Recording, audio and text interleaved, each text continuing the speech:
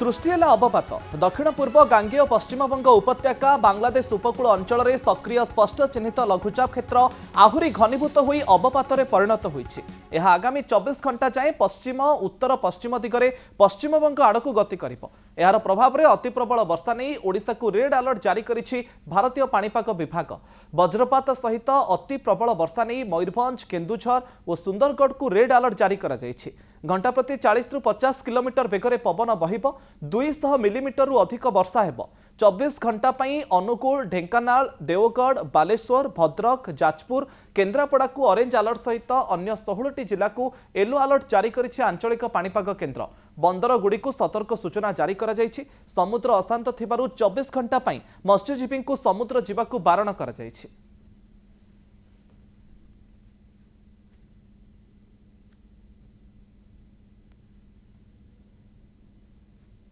अभी जो उसका प्रेजेंट जो सिचुएशन देखेंगे तो वेलमार्क लो प्रेशर एरिया जो कि सुबह साउथ वेस्ट बांग्लादेश और एडजॉइनिंग गंगेटिक वेस्ट बंगाल के ऊपर जो बना था वो धीरे धीरे मूव किया है वेस्ट नॉर्थ वेस्ट डायरेक्शन में। और यह जो है अभी इतने टाइम जो है south east Gangetic west Bengal और एडजॉइनिंग बांग्लादेश के ऊपर सुबह 8:30 बजे की ऑब्जर्वेशन हिसाब से बना हुआ है।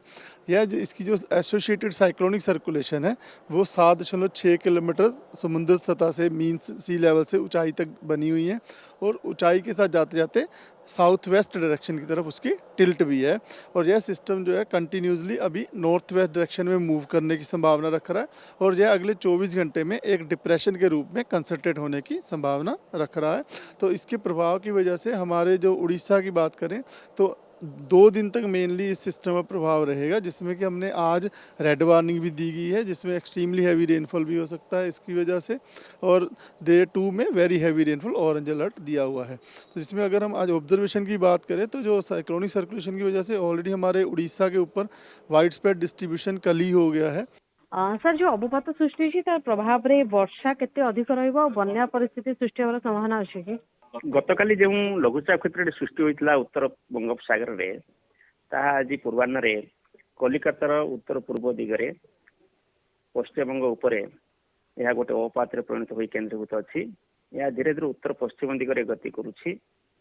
यार प्रभाव में उत्तर ओडिशा रे प्राय समस्त जगह वर्षा होबार संभावना रही एवं केतेक जगह प्रबल अति प्रबल वर्षा होगा सहित गोटे गोटे जगह अत्यंत प्रबल अर्थात 20 सेंटीमीटर वर्षा होगा संभावना रही।